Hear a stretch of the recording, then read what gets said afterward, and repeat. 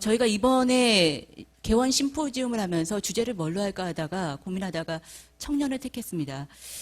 청년에 대해서는 항상 이제 비관적인 수식어가 항상 절망적인 수식어가 따라다니는데요. 근데 이제 실제로 청년들은 어떻게 생각하고 있는지, 그리고 그래서 이번 조사 개원 심포지움 주제를 청년으로 택하고 또 사회조사센터의 그런 창립이면 창립 그 조사를 이제 청년으로 택하면서 청년들의 인식을 통해서 이 시대 청년이라고 하는 화두에 대해서 한번 답해보자, 한번 그런 우리가 해답을 찾아보자, 이런 의미에서 좀 시작을 했습니다. 저희가 이번 조사를 하면서 그 온라인 조사를 했습니다. 그 온라인 조사를 했고요. 그 다음에 조사 대상은 만 19살에서 34세로 했는데, 청년이라고 하는 범주에 대해서 매우 다양하죠. 경제활동에서 청년이라고 하면 15세에서 29세까지로 하는데, 또 정치권에서는 또 청년 정치인을 또 39세까지로 보고, 그래서 저희는 이번에 이제 19세에서 34세로 좀 절충을 했습니다. 그리고 표본수는 약 1,500명이었고요. 그 다음에 표본 오차는 2.53, 플러스 마이너스 2.53%였습니다.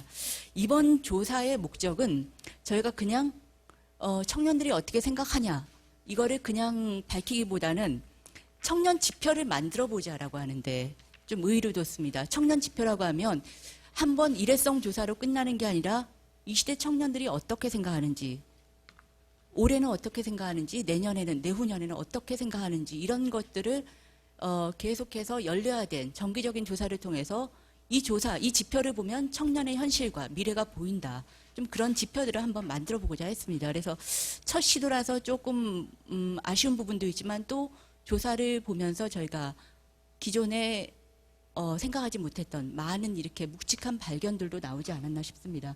그래서 이번에 저희가 했던 첫 번째 청년 지표 부분인데요. 청년 활력 지수를 뽑았습니다.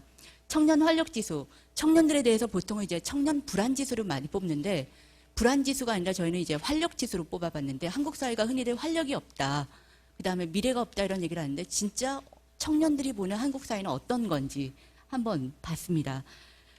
이번 조사에서 보면 먼저 이제 저희가 청년에 대해서 5포 세대, 7포 세대 하는데, 그 5포 세대라고 했을 때 5포 세대라고 하는 게 보통 주거, 결혼, 출산, 그 다음에 일자리, 인간관계, 이 5개 가지였습니다. 그래서 이 5가지를 가지고 청년들이 각 항목에 대해서 어느 정도 자신감을 가지고 있는지 한번 측정해 봤습니다. 그래서 자신이 없다가 1점, 가장 매우 자신이 있다가 5점이라고 했을 때, 중간점은 3점이죠. 그랬을 때 한번 봤더니 주거 부분이 이제 주거와 출산 부분이 2.52점, 중간에도 못 미치는 가장 낮게 나타났습니다. 일자리도 2.85, 중간에도 못 미쳤고, 그 다음에 연애도 2.85, 이 정도였습니다. 인간관계만이 평균 중간점인 3.29점을 약간 넘겼습니다. 그러면 현재 이게 청년들의 자신감이라면 10년 후에 미래는 어떨까? 미래는 그래도 조금 더 나아지지 않을까? 미래의 그런 청년들의 자신감을 보면 한국 사회에 그래도 지금은 어둡지만 청년들이 미래는 긍정적으로 생각하고 있다, 어떻게 생각하고 있다, 이런 게 보이지 않을까 해서 살펴봤습니다. 그랬더니 미래에도 전반적으로 조금씩은 높아졌습니다. 그렇지만 상승했다고 하지만 그 수치가 매우 미미한 수준에 그쳤다는 거. 그래서 미래를 보시면 인간관계 부분은 3.29, 현재 3.29였는데 미래는 3.32, 이렇게 거의 차이가 없습니다. 연애와 결혼도 미래 3.09로 현재와 큰 차이가 없고, 일자리도 2.85에서 3.04, 큰 차이가 없고, 주거도 마찬가지입니다. 그리고 출산은 현재와 미래 가장 일관되게 낮게 나타난 부분입니다. 그래서 저희가 이번에 청년 지표를 산출하기 위해서 그럼 이 5가지 항목 중 가장 중요한 게 뭐냐도 물어봤습니다. 역시 예상하다시피 일자리 문제였고요. 그 다음에 이제 주거 문제, 결혼, 주거, 이런 부분들이 나타났습니다. 그래서 청년 활력 지수라고 하는 것들을 이번에 산출해 봤습니다. 현재 청년 활력 지수와 미래 청년 활력 지수를 같이 산출했는데, 아까 말씀드렸던 5가지 항목을 합산했는데 그냥 합산한 게 아니라 어느 항목이 중요한지 그 가중치를 둬서 합산했습니다. 그랬더니 이런 결과가 나타났습니다. 현재 청년 활력 지수 46점이었습니다. 이건 100점 만점으로 환산한 지수인데요. 미래 활력 지수는 51.3%, 51.3점 이렇게 나타났습니다. 어떻게 보면 이게 높은지 낮은지 잘 가늠이 안 되실 수도 있는데 100점 만점이라고 하면 한국 사회에서 현재 청년들이 50점에도 못 미치는, 과반에도 못 미치는 낮은 활력, 자신감을 가지고 있다. 미래에도 이거보다 더 중요한 거는 미래에도 그게 크게 달라지지 않는다. 그래서 이번 조사의 가장 묵직한 결론이 이제 현재 활력 지수도 낮지만 미래에도 여전히 크게 달라지지 않더라. 이런 부분이었습니다. 그래서 이거는 이제 그런 청년의 문제가 현재만의 문제는 아니라고 하는 거, 미래에도 계속해서 영향을 미치는 굉장히 중요한 문제라고 하는 것들이 이번 조사에서 나타나고, 그 다음에 이번 조사에서 가장 중요한 부분 중에 하나가 여기에서도 이제 고스란히 드러나는데요. 일단 현재나 미래나 일관되게 보시면 부모님의 경제적 지위에 따라서 현저하게 달라집니다. 이 부모님의 경제적 지위라고 하는 건 부모님의 소득도 있지만 자산, 한국 사회에서 어떤 계층을 결정하는 가장 중요한 요인 중에 하나는 결국 부동산, 자산인데, 부모님이 자산이 있는, 물려줄 자산이 있는 층과 그러지 않은, 물려줄 자산이 없는 빈곤층 사이에 일관되게 차이가, 인식 차이가 크게 나타났다는 겁니다. 이번에 그래서 부모님의 경제적 지위를 5개로 구분해서 물어보았습니다. 그래서 부모님의 경제적 지위가 자산을 포함했을 때 어느 정도냐, 주관적으로 질문했는데 그 상층, 중상층, 중간층, 중하층, 하층 이렇게 5구간으로 물어봤습니다. 근데 저희가 이제 중상층 이상이라고 한 건 상층은 빈도수가 매우 적었기 때문에 같이 묶은 겁니다. 그랬을 때 중상층 이상은 현재 자신감 지수가 54점. 근데 빈곤층으로 아래로 내려갈수록 자신감 지수가 현저하게 떨어집니다. 그래서 빈곤층은 38.9점. 이 차이가 크다고 하는 거. 근데 미래도 역시 마찬가지였습니다. 미래도 중상층 이상의 부모를 둔, 자산을 둔 부모를 둔 그런 청년층은 그 자신감이 58.5점이었는데 빈곤층으로 가면서 45.6점 이렇게 나타났다는 거죠. 그래서 이번 조사에서 나타난 가장 중요한 발견 중에 하나는 세대 간 갈등도 중요하지만 어떻게 보면 한국 사회에서 이 같은 청년 세대라고 해서 다 같은 청년이 아니다. 오히려 청년 내에서의 세대 간 격차라고 하는 게 현저하고 일관되고 뚜렷하게 나타나고 있다. 이것들이 모든 지표에서, 모든 응답에서 일관되게 나타나고 있다. 이것이 이번 조사의 가장 중요한 발견이고 이게 여기에서도 고스란히 드러납니다. 그 다음에 또 하나의 특징은 연령을 보시면 현재 그 20대 초반과 20대 중반, 20대 초반, 20대 후반, 30대 초반 이 세 연령층 중에서 일관되게 20대 후반이 가장 활력이 낮게 나타납니다. 그 이유는 아무래도 20대 후반이 이제 대학을 졸업하고 나서 사회에 진입해야 되는 시기인데 갈수록 사회 진출, 일자리 구직까지의 기간이 길어지면서 그러면서 이 시기에 여러 가지 부채, 그 다음에 주거 불안, 그 다음에 일자리에 대한 어떤 강박증 이런 것들이 매우 여러 가지가 맞물리면서 일종의 이행기의 불안이라고 할 수 있을 것 같은데요. 그래서 20대 후반의 불안이 어떻게 보면 청년기의 가장 핵심적인 문제다. 이런 부분들도 이번 조사에서 나타났습니다. 그 다음으로 넘어가겠습니다. 이번에 그러면 청년들이 희망하는 사회상은 어떤 것인지도 한번 살펴봤습니다. 청년들이 원하는 사회는 어떤 것일까? 그랬을 때 5가지 영역으로 나누어서 살펴보았습니다. 첫 번째는 경제적인 영역에서 청년들은 분배와 성장 중 어떤 것들을 더 원하는지, 어떤 사회를 원하는지. 그 다음 두 번째는 사회적인 영역에서 평등을 중시하는 사회를 원하는지 아니면 개인의 경쟁력과 자유를 중시하는 사회를 원하는지. 그 다음 세 번째는 개인이 어떤 위급한 위기에 처해 있을 때 그것에 대한 책임을 누가 져야 되는지, 개인이 책임져야 되는지, 국가가 책임져야 되는지. 네 번째는 우리 사회가 연대와 협력을 지향하는 사회로 가야 되는지, 경쟁과 자유를 지향하는 사회로 가야 되는지. 그다음 마지막으로는 청년들이 원하는 가치가 삶의 질과 같은 탈물질주의적인 가치를 원하는지, 경제적 성취, 개인의 경제적 성취와 같은 물질주의적 가치를 원하는지 이렇게 살펴보았습니다. 그랬더니 이 조사를 보시면 이렇게 1점으로 갈수록 진보적인 가치를 청년들이 원하고 있다고 볼 수 있고, 예를 들면 분배나 평등과 국가 책임, 연대와 협력 같은 그런 진보적인 가치를 원하고 있고, 그 다음에 7점으로 갈수록 성장, 경쟁력, 이런 보수적인 가치를 원하고 있다고 볼 수 있습니다. 그래서 전반적으로 보시면 그 분배와 성장, 평등과 경쟁력, 이건 딱 4점으로 중간 정도입니다. 근데 나머지 항목에 있어서는 청년들이 전반적으로 진보적인 가치를 원하고 있다, 이렇게 보실 수 있습니다. 근데 미래로 가면 어떨까? 청년들이 40대, 50대 기성세대가 되는 그때 청년들은 본인들이 어떤 사회에서 살고 싶을까도 질문했습니다. 그랬더니 특징적인 거는 모든 항목에서, 모든 영역에서 미래로 가면 현재보다는 훨씬 더 사회가 진보적인 방향으로 갔으면 좋겠다, 이런 응답이 일관되게 높아졌다는 겁니다. 그래서 지금은 성장과 분배가 반반이지만 미래에는 분배가 더 중시되는 사회, 그 다음에 평등이 중시되는 사회, 그 다음에 위험에 대해서 개인이 책임지는 그런 사회로 갔으면 좋겠다, 이런 응답이 높았다는 겁니다. 그래서 이런 것들을 보면 청년들이 지금 청년 문제를 해결하는 데 있어서 결국 현재 청년의 문제도 중요하지만 그것보다는 청년들이 원하는 사회가 어떤 것인지, 청년의 가치라고 하는 것들이 어떤 것인지에 대한 좀 종합적인 관점과 접근 속에서 청년 문제에 접근해야 된다. 그래야지 어떤 청년 문제에 대한 어떤 길도 보이지 않을까, 이렇게 생각이 됩니다. 그 다음에 이번 조사에서 또 워낙 조사가 많아서 이제 좀 표들이 많은데요.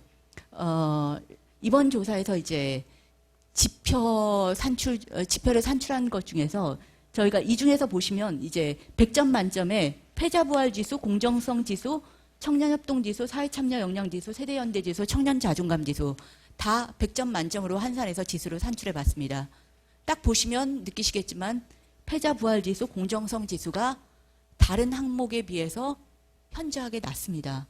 이 얘기는 한국 사회에서 청년들이 우리 사회에서 한 번 실패해도 다시 자기에게 일어설 수 있는 기회가 있다라고 하는 그런 인식이 매우 낮다. 그런 희망을 가지고 있는, 그런 희망들이 매우 낮다라고 하는 거고, 공정성에 대해서도 매우 낮게 보고 있다는 겁니다. 그리고 대신에 이제 좀 이 부분에서 그나마 고무적인 건 사회참여 역량지수 64.3점이었습니다. 이 부분은 사회참여 역량지수라고 하는 건 사회적인 문제에 관심이 있다, 사회정치적인 문제에 관심이 있다, 그리고 나의 참여를 통해서 사회적인 문제를 해결할 수 있다, 이런 부분들을 가지고 조사를 한 겁니다. 그래서 이런 것들을 보면 현재 우리 사회에서의 기회는 매우 낮지만 청년들이 그래도 참여를 통해서 바꾸고자 하는 어떤 그런 긍정적인 징후들이 그래도 이번 조사를 통해서 나타나고 있는 게 아닌가. 그래서 이번 조사의 가장 희망적인 그런 결과가 아닌가 생각됩니다. 이번 조사에서도 또 하나 여기에서도 일관되게 나타나는 거지만 부모님의 경제적 지위, 부모님이 자산이 있는 층과 자산이 있는 부모를 만난 청년들과 그렇지 않은 청년들 사이에서 일관되게 모든 항목에서 어떤 인식의 격차가 나타나고 있다는 겁니다. 패자부활지수 같은 경우도 부모님의 경제적 지위가 중상층 이상인 경우는 그래도 37.7점에 이릅니다. 근데 부모님의 경제적 지위가 빈곤층인 경우에는 17.2, 절반 수준에도 못 미칩니다. 그리고 나머지 항목 같은 이렇게 어떤 패자부활지수나 그런 공정성이나 이런 어떤 사회적인 인식, 그다음 사회적인 기회구조에 있어서 어떤 부모를 만났냐에 따라서 세대 내 격차가 일관되고 현저하게 나타났다고 하는 거, 빈곤 청년들의 그런 것들에 대한 어떤 그 감수성이 매우 이렇게 깊게 나타났다고 하는 것도 이번 조사의 가장 중요한 발견입니다. 그 밖에 이제 청년협동지수나 사회참여 역량지수 같은 경우는 상대적으로 부모의 자산이 높을수록, 그래서 경제적으로 여유가 있는 층일수록 상대적으로 높게 나타나는데, 이건 그만큼 이제 사회적인 어떤 여유가 있을 때 어떤 참여나 그 다음에 협동에 대한 인식도 좀 높아지고 있다, 이런 것들을 보여주는 게 아닌가 생각됩니다. 임금 피크제가 이제 청년과 노인, 그 기성세대 간의 어떤 충돌 지점을 대표하는 이슈인데요. 임금 피크제 도입에 대해서 청년들이 어떻게 생각하고 있는지 물어봤습니다. 그랬더니 임금 피크제 도입에 대해서 찬성한다 70.3, 10명 중에서 7명이 찬성하고 있었습니다. 반대는 10명 중에서 3명 정도에 그쳤습니다. 그러면 임금 피크제를 통해서 과연 실제 본인의 일자리가 늘어날 것으로 보는지, 청년들의 일자리가 늘어날 것으로 보는지, 그랬더니 오히려 결과는 정반대였습니다. 늘어날 것으로 본다는 응답은 4명 중에서 1명에 불과했습니다. 4명 중에서 3명이 늘어나지 않을 것이다. 그래서 이 결과를 어떻게 봐야 될까? 사실 참 이렇게 이미 이제 작년에 접어든 중작년에 접어든 저로서는 참 이게 해석이 쉽지 않은 부분인데 이걸 청년 세대들은 이렇게 해석하더라고요. 세대 형평성의 문제다. 이 임금 피크제는 일자리 창출이라고 하는 정책 효과를 넘어서서 세대 형평성이라고 하는 부분들에 대해서 청년들이 굉장히 민감한 감성을 가지고 있다. 거기에 대해서 민감해하고 있다. 정서적인 문제다. 이렇게 얘기를 하더라고요. 여러분들은 어떻게 생각하시는지 좀 궁금합니다. 마지막으로 이제 이번 조사를 통해서 나타난 여러 가지 좀 의미 있는 지점들을 간단하게 말씀드리겠습니다. 첫 번째는 이번 조사에서 계속 말씀드렸던 것처럼 그동안은 이제 세대 갈등, 청년 세대와 기성 세대, 청년 세대와 노인 세대 간의 갈등에 대해서 주목을 했는데 이번 조사를 통해서 그 세대 갈등도 중요하지만 어떻게 보면 세대 내 격차라고 하는 거, 세대 내 격차라고 하는 게 일관되고 지속적이고 굉장히 명징하게 나타난다는 거고, 그래서 한 세대, 청년 세대라고 하는 걸 과연 같은 세대로 볼 수 있겠느냐. 오히려 세대 내 격차라고 하는 문제에 대해서 이 사회가, 정부가 어떻게 풀어야 될 것인가, 세대 내 격차를 어떻게 줄여야 될 것인가, 이 부분, 이런 화두에 대해서 어떻게 대답할 것인가, 이 부분이 이번 조사의 가장 중요한 어떤 질문이 아닐까 생각이 됩니다. 두 번째는 청년 문제는 이제 우리 사회의 그런 어떤 현재 청년이라고 하는 생애 특별한 주기, 생애 주기에 해당되는 문제가 아니라 우리 사회의 미래와 직결되는 문제고 우리 사회의 보편의 문제라는 거죠. 그래서 청년 문제는 그냥 청년 세대만의 문제가 아니라 청년 세대의 아버지 세대인 기성 베이비붐 세대와 같이 어떻게 불안을 공유하면서 엉켜 있는 문제고, 또 청년들이 부양해야 되는 노인들과 또 엉켜 있는 문제고, 그래서 이런 부분들에 대해서 좀 청년 문제들에 대해서 종합적인 접근이 필요하다, 이렇게 생각이 됩니다. 그 다음에 이제 세 번째는 아까도 말씀드렸던 것처럼 이번 조사에서 일관되게 청년 중에서도 20대 후반층에서 가장 불안도 높고 고민도 많습니다. 그래서 이 층이 하나의 이행기라고 할 수 있는데, 어떤 대학을 졸업하고 일자리로 들어가기 직전에 그런 어떤 이행기가 갈수록 길어지고 있고, 그래서 그 이행기에 대해서 어떻게 우리 사회가 답을 해야 될 것인가. 그리고 그거는 단지 어떤 양적인 일자리 창출, 지금 정부가 하고 있는 양적인 일자리 창출 문제가 아니라 거기에서 그걸 넘어서서 주거, 그 다음에 채무, 그 다음 더 나아가서 출산, 이런 것들이 복합적으로 고려되는, 그래서 사회 경제 그런 경제적인 접근을 넘어서서 사회 정책적인 종합적인 접근이 필요하다, 이렇게 볼 수 있을 것 같습니다.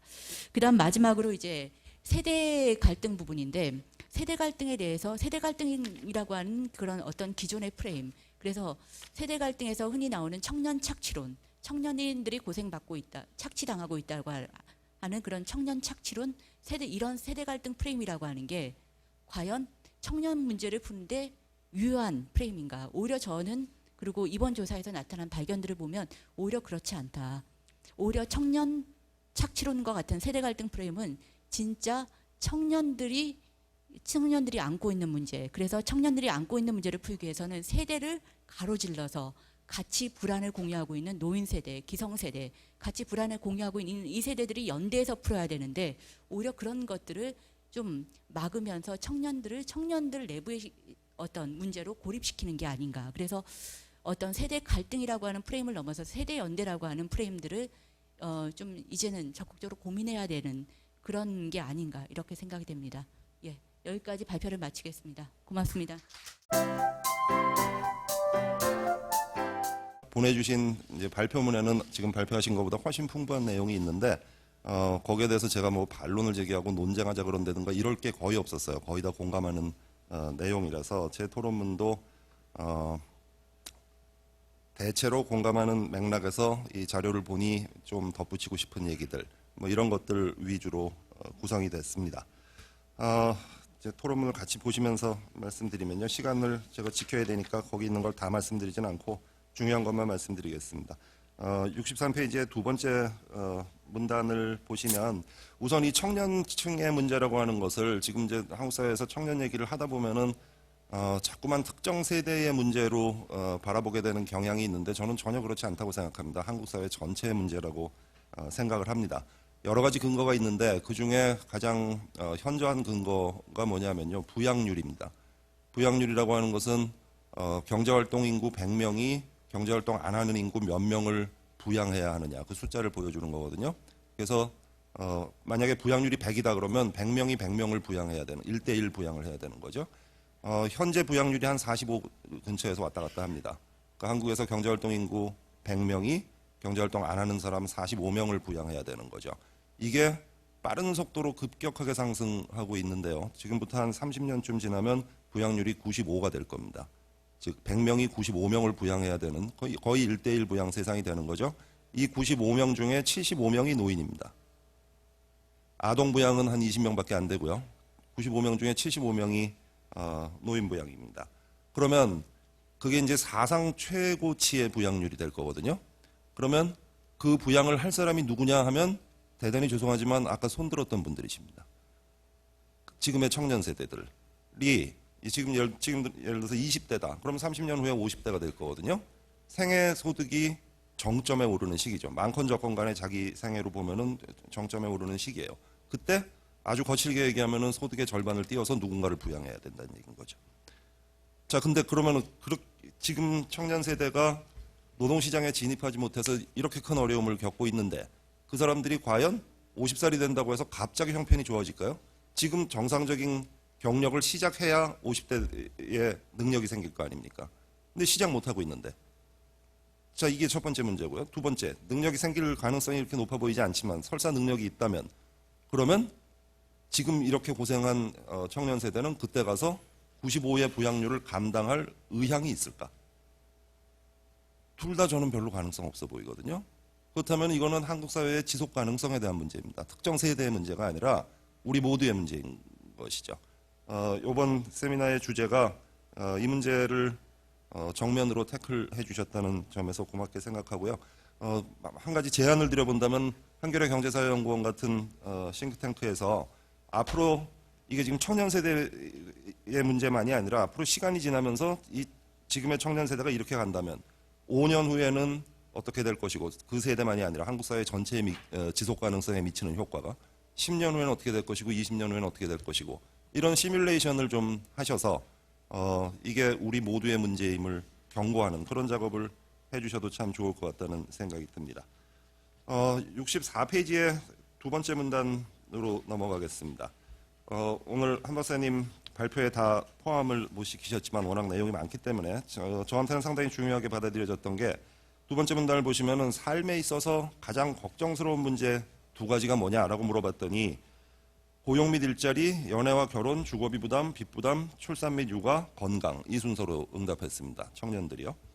자, 이게 지금 뭐 이렇게 약간 딱딱한 용어로 돼 있어서 그런데 이걸 실제 우리 삶에서의 일반적인 용어들로 번역을 해보면은요. 생산적 경제 활동이 가장 문제가 돈 버는 게 문제가 된다. 그 다음에 걱정되는 거는 사적 감정, 연애라든가 이런 거.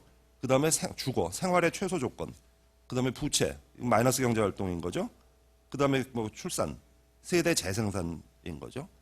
마지막에 건강, 생존 그 자체인 것이죠. 자, 그러면 이 순서로 포기하게 될 거라는 예상을 하고 있다는 것이고 그것의 사회적 결과는 무엇이냐? 순서대로 성장률 하락, 비혼율 증가, 이미 우리의 비혼율이 일본을 앞서기 시작했습니다.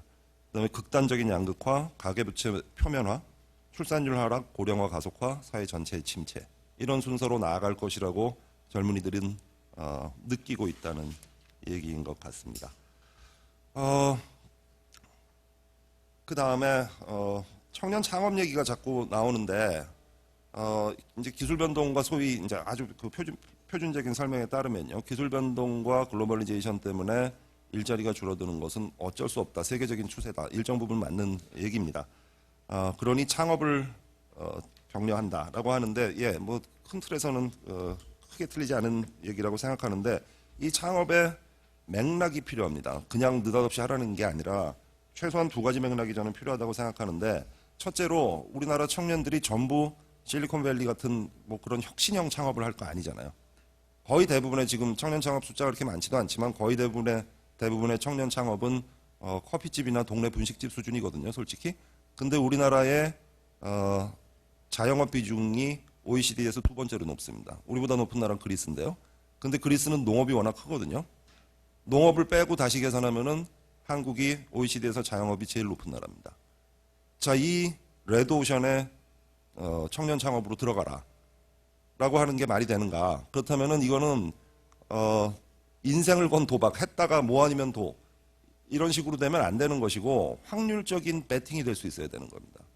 확률적인 배팅이 될 수 있으려면은 금융시장 문제를 해결을 해줘야 돼요. 처음에 초기 창업 투자부터 시작해서 성공할 경우에 뭐 IPO를 할 거냐, 뭘 할 거냐, 실패할 경우에 그럼 부채 청산은 어떤 방식으로 할 거냐, 이런 확률적인 그림이 나와줘야 된다는 얘기고요. 이 레드오션의 문제, 뭐 아니면 도의 도박이 아니라 어떻게 확률적으로 위험을 분산시킬 것이냐, 적어도 이런 맥락들을 정책으로서 함께 고려를 해주면서 청년 창업 얘기를 해야 된다는 거고요. 그 다음에 65페이지로 넘어가서 말씀을 드리면 아까 마지막에 한 박사님이 말씀해 주신 청년 가치관의 변화는 어느 정도 저도 이제 데이터를 자주 보는 사람으로서 어느 정도 예상은 했던 거지만 요번에 아주 현저하게 드러나서 깜짝 놀랐었는데요. 이 가치관의 변화는 그동안 한국 사회 평균을 가지고 우리가 수백 차례 확인해 왔었던 한국인의 평균적 가치관을 정반대로 뒤집는 결과입니다. 한국 국민 전체 평균으로 봤을 때 한국 사람들은 OECD 34개 국가 중에서 물질주의 성향이 가장 강한 나라입니다. 그 밖에 예를 들어서 성장, 경쟁, 개인의 책임, 물질주의 이런 가치관들이 압도적으로 지배하는 나라거든요. 근데 청년층만 따로 조사해봤더니 그것에 정반대로 나타나더라. 라는 것은 이런 물질주의 가치관이 그동안 한국 사회에 발목을 잡고 있었던 부분을 생각하면 한편으로는 희망적인 거죠. 다른 한편으로는 저도 예전에 이제 세계 가치관 조사 자료를 가지고 여러 나라의 이념 분포, 이념이 세대 간 어떻게 분포가 되어 있는지를 비교해 본 적이 있었는데 그때 한 가지 제가 놀라운 발견은 뭐였었느냐면 거의 대부분의 나라들은 세대 간의 이념의 평균 점수가 거의 비슷해요. 근데 역사적으로 그 특정 세대가 어떤 경험을 했느냐에 따라서 분산이 변합니다. 그러니까 어떤 세대는 거의 평균 정도에 모여서 다 비슷비슷한 생각들을 하고 있고 어떤 세대는 극좌에서 극우까지 벌어지는데 평균은 비슷해요. 근데 한국에서 나타나는 아주 독특한 현상은 뭐였느냐면은 젊은 세대로 갈수록 빠른 속도로 진보화되고 있다는 평균 자체가 변하는 그런 거를 발견한 적이 있었는데 이번에 한 박사님이 발견하신 것과도 일맥상통하는 것 같습니다. 끝으로 한 가지 제안을 드리고 끝내겠습니다. 저도 이제 지수 작업을 많이 해보는 경험이 있는 편이라서 이제 청년 활력 지수를 시작하시니까 이 지수 작업이라는 게 아시다시피 굉장히 잘 쓰면 굉장히 유용한 것이죠. 근데 이제 조금만 지나면 우선 이 처음에 잘 고안하지 않으면 2년, 3년 지나면 절대 되돌릴 수 없다는 초기 투자부터 다시 시작해야 된다는 문제가 생기고요. 그 다음에 조금만 지나면 국제 비교하고 싶어지고 국제 비교를 해야 훨씬 더 유용하거든요. 그래서 새로 조사하는 것도 좋지만 뭐 ISSP라든가 월드밸류 서베이라든가 기존에 존재하는 국제 비교 데이터에서 가져다 쓸 수 있는 건 무엇인지, 어떻게 비교 가능하게 돈 안 들이고 비교 가능하게 할 것인지 그런 부분을 뭐 어련히 생각하시리라고 생각합니다만 비슷한 일을 하는 사람으로서 한번 제안을 드려봅니다. 감사합니다. 사실은 제가 청년 유니언을 처음 노조를 창립할 때도 그랬고 이제 세대론이라는 것이 한동안 우리 사회를 굉장히 휩쓸었던 적이 있습니다. 88만 원 세대라는 말에서부터 비롯돼서 요즘에는 뭐 온갖 세대 앞에 이제 뭘 붙여서 온갖 세대라는 말이 다 있는데요. 제가 이제 청년 유니언을 처음 할 때도 그렇고 청년 노동 문제를 고민해보자 할 때도 제가 사실 주목했던 문제는 세대와 세대 간의 갈등이라기보다는 세대 내의 격차의 문제였습니다.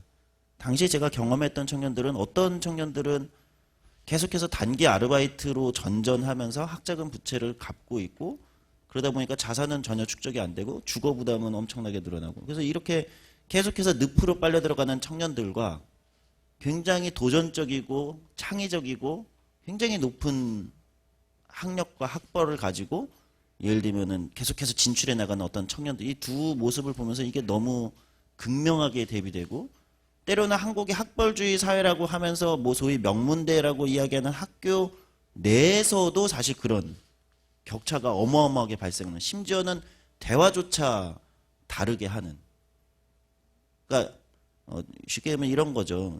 중고등학교 때 해외에서 중고등학교를 나와서 국내에 들어온 친구들은 자기 또래 집단끼리 영어로 대화하고 아닌 친구들은 계속 아르바이트 하다가 이제 한국말로 대화하고 있고 심지어는 학점 경쟁에서도 뒤처지는 열심히 공부하지만 아르바이트를 두세 개씩 뛰는 친구들이 그거를 하지 않고 그냥 학점 경쟁에만 몰두할 수 있는 친구들에 비해서 명백하게 학점 경쟁에서 뒤처지고 그거는 취업 시장에서 어쨌든 스펙 경쟁에서 뒤떨어지게 되고 이 세대 내 격차가 가장 큰 고민이었는데 이거를 어떻게 과연 사회에 설명해야 되나 이게 제일 고민이었습니다. 이번 조사 결과가 저는 극명하게 드러내는 것은 세대 내 격차의 문제다. 지금 우리가 고민해야 될 것은 특히 진보 진영이 고민해야 되는 건 세대 내 격차 문제를 고민해야 된다 이렇게 생각합니다. 사실 세대 문제라는 거, 청년 문제라는 건 그동안 진보 쪽에 약간의 전가의 보도 같은 거였습니다. 20, 30대에게 상당히 많은 선거 때마다 표를 얻었었고 야권 정당들이 그러면서 청년 문제를 굉장히 많이 어필을 했었죠. 그런데 저는 최근에 기조가 좀 바뀌었다고 생각합니다. 최근에는 오히려 이제 박근혜 정부에서 세대 문제를 훨씬 더 적극적으로 제기하고 있는 것 같아요. 그게 이제 대표적으로 지난 노사정의 노동시장 개혁 때 노사정의 그 논의 때 정부에서 모델로 세운 게 이제 미생의 그 장글의 주인공 역할을 했던 임시완이라는 배우였잖아요. 그러니까 장글의 이런 것이 그 당시 노동계 쪽에서 그걸 저지하기 위해서 만들었던 운동본부 이름이 장글의 살리기 운동본부였습니다. 근데 정부에서 노동시장을 개혁해야 된다고 주장하는 홍보 모델이 장글회였어요. 서로 장글회를 얘기하는 이 황당한 상황. 이게 이제 저는 프레임이 바뀌었다. 이번에 임금 피크제도 노동개혁을 얘기하면서 밀고 들어오지만 이것도 역시 청년 일자리를 위해서 해야 된다. 실제 그것이 직접적인 연관관계가 없지만 그렇게 주장을 하고 있잖아요. 오히려 보수적 색채의 정부에서 여당에서 저는 그렇다면 이제 청년 문제는 진보의 전유물이 아니다. 청년 세대 문제는 오히려 진보는 그 안에 있는 훨씬 더 예민한 문제를 봐야 된다. 이렇게 생각을 많이 하게 됐습니다. 이번 조사 결과에서 이제 세대 내 격차가 많이 났는데요. 특히 부모의 경제적 지위에 따라서 뚜렷하게 좀 차이가 나왔던 것 같습니다. 근데 이제 부모의 경제적 지위가 하층으로 이제 답변한 친구들일수록 미래에 대한 기대도 너무 차이가 나게 미래에 대한 기대를 많이 접고 있는 것 같다. 중상층이 미래에 대한 그 기대를 보다도 이제 차이가 너무 나는데요. 제가 인상적으로 봤던 거는 24페이지에 각 지수를 이제 설명을 해주셨는데, 그러니까 보여주셨는데, 평균을 보면 이제 패자부활 지수, 공정성 지수가 굉장히 낮게 나오잖아요. 근데 이제 이게 지금 부모의 경제적 지위에 따라서 사실은 눈에 띌 정도로 차이가 나게 답변을 합니다. 제가 사실 이래도 이해를 잘 못하는 건 이렇게 청년 세대가 우리 사회가 불공정하고 한번 패자가 되면 부활할 수 없다라고 느끼고 온갖 문제가 있다라고 인식을 하면서도 왜 사회 참여를 이렇게 하는지는 도저히 이해를 할 수가 없습니다. 포기해도 될 만큼 절망한다고 생각하는데 끊임없이 사회 참여 지수가 생각보다 높게 나오는 거는 생각보다 한국의 청년 세대가 그 정치의식이 생각보다 좀 높을 수도 있겠구나 예상했던 것보다 이런 생각이 좀 들었고요. 근데 제가 좀 주목하는 거는 부모의 경제적 지위가 하층으로 갈수록 자존감이 너무 낮고 한국 사회가 더 불공정하다고 느끼고 한번 패자가 되면 부활할 수 없다고 더 느낀다는 거죠.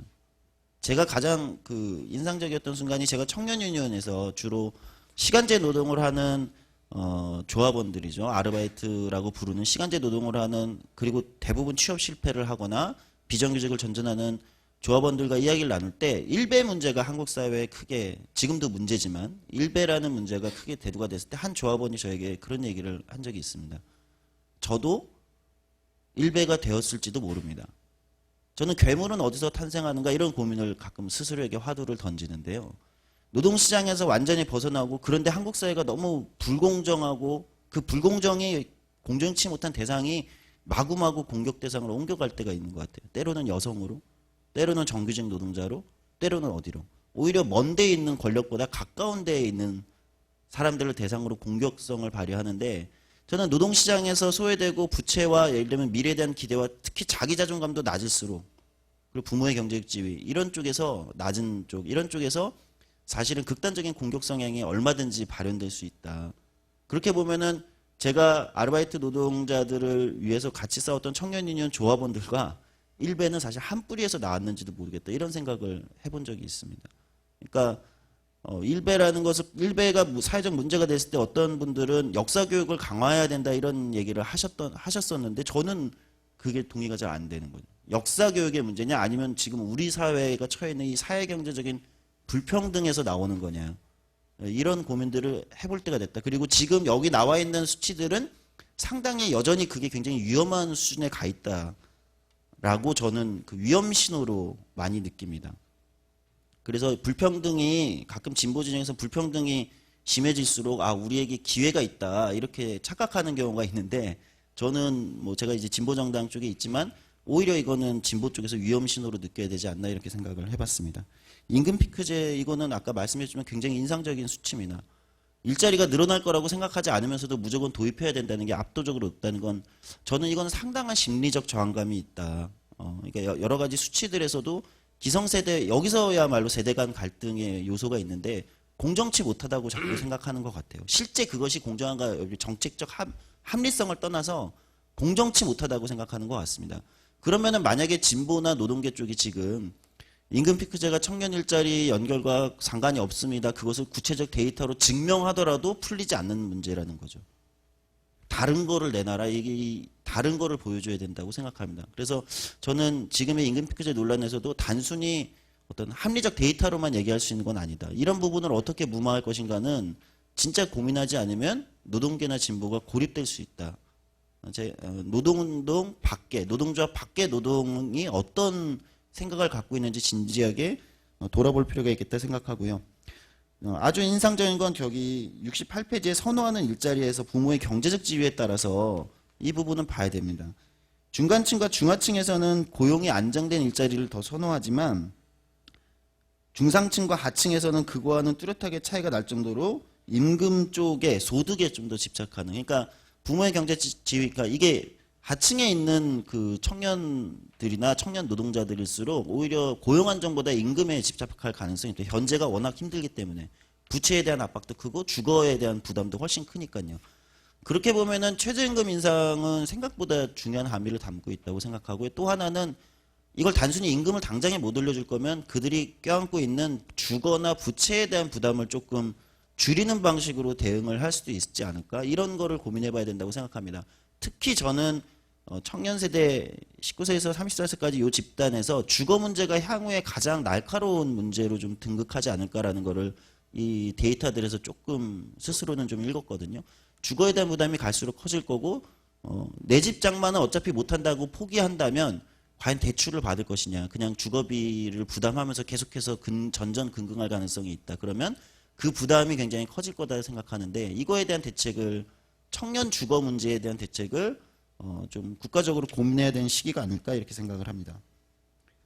부채 문제도 생각보다 크게 느낀다는 걸 좀 느꼈고요. 이거 역시 부모의 경제적 지위에 따라서 너무 크게 차이가 나서 저는 부채 문제 생각보다 좀 우리가 청년 부채 문제로 고민해야 되는데 제가 주변에 많은 청년들을 만날 때 생각보다 깜짝 놀랐던 거는 그 TV를 보면 대출 광고 굉장히 많이 하잖아요. 무슨 사랑 뭐 무슨 론 하는데 정말 누가 받을까 했는데 제 주변의 청년들 생각보다 많이 받더라고요. 그거를 한 300만 원짜리 대출 이런 수준으로 무슨 뭐 몇 천만 원짜리 대출 억 단위 대출을 받는 게 아니라 생활비를 위한 그런 캐피탈 대출을 생각보다 많이 받는구나 이걸 제가 피부로 느끼면서 이게 생각보다 부채 문제를 우리가 깊이 고민할 필요가 있겠다고 느꼈습니다. 정리하면 가장 중요한 거는 청년들이 사회를 공정하지 못하다라고 느끼고 있다는 거. 이거는 위험 신호다.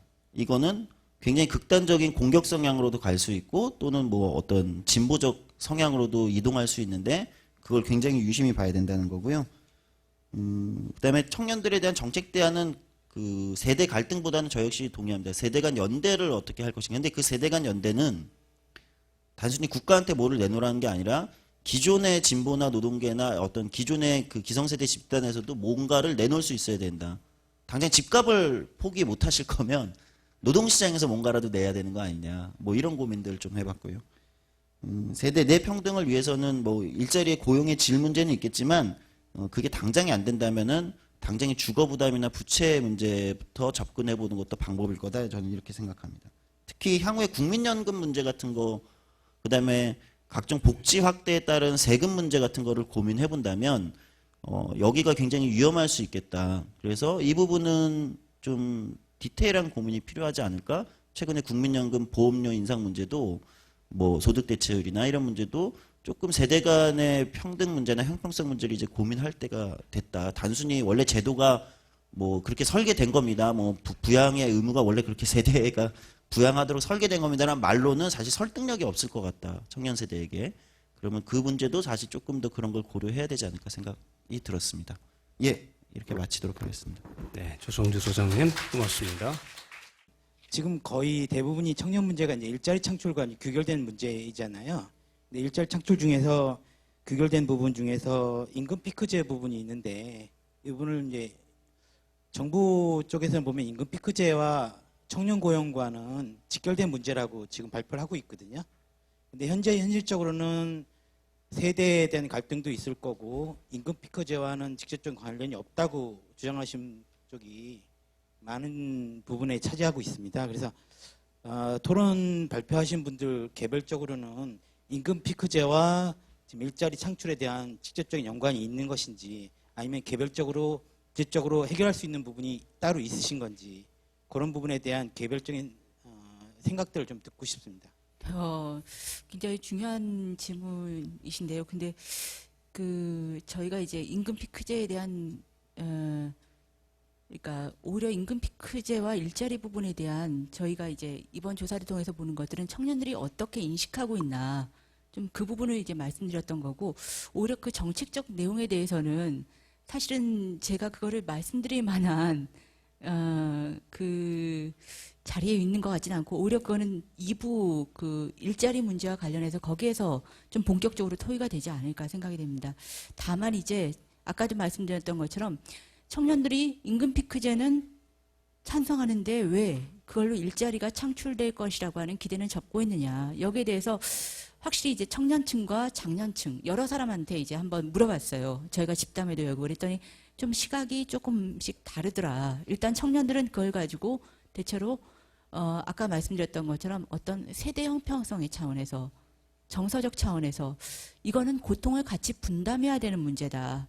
일자리 창출이라고 하는 정책적 효과 이전에 이런 정서적 그런 어떤 반응들이 있었고 그다음에 장년층들은 좀 딱히 그렇게 볼 건 아니다. 오히려 청년층들이 임금 피크제 한다고 해서 당장 일자리 창출되는 게 아니라 오히려 일자리라고 하는 게 지금 좋은 일자리 만들기가 얼마나 어려운데 그 여러 가지 이제 어떤 산업 기술적인 어떤 변화도 있고 그다음에 노동 시장의 변화도 있고 훨씬 더 다양한 측면들이 고려되면서 이 일자리가 창출되는 것이지 임금 피크제라고 하는 정책 하나 그걸 가지고 그 어떤 일자리가 창출되는 건 아니다. 좀 그렇게 조금 더 이렇게 정책적으로 접근하는 그런 시각도 있고 그런 게 아닌가 생각이 돼요. 저는 이 정도 말씀드리겠습니다. 예. 오히려 2부에서 좀 그 부분이 주요하게 논의가 되지 않을까 생각이 됩니다. 네, 2부에서 좀 더 자세하게 다루기로 하죠. 그 문제는. 또 다른 분 있으면 말씀해 주시죠. 네, 제일 앞에.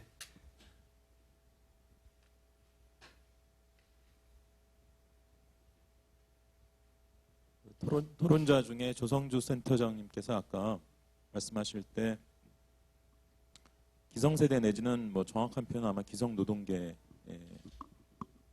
표현에 가까웠던 것 같은데 에서도 뭔가를 내놓아야 할 것이다라는 말씀하셨는데요. 사실 그게 저는 제일 민감하고 핵심적인 문제라고 생각하거든요. 조금 더 구체적으로 좀 말씀해 주실 게 있으면은 이 자리를 빌어 좀 밝혀 주시기 바랍니다. 네, 이게 그러니까 이게 이제 기성 세대도 될 수 있다고 생각해요.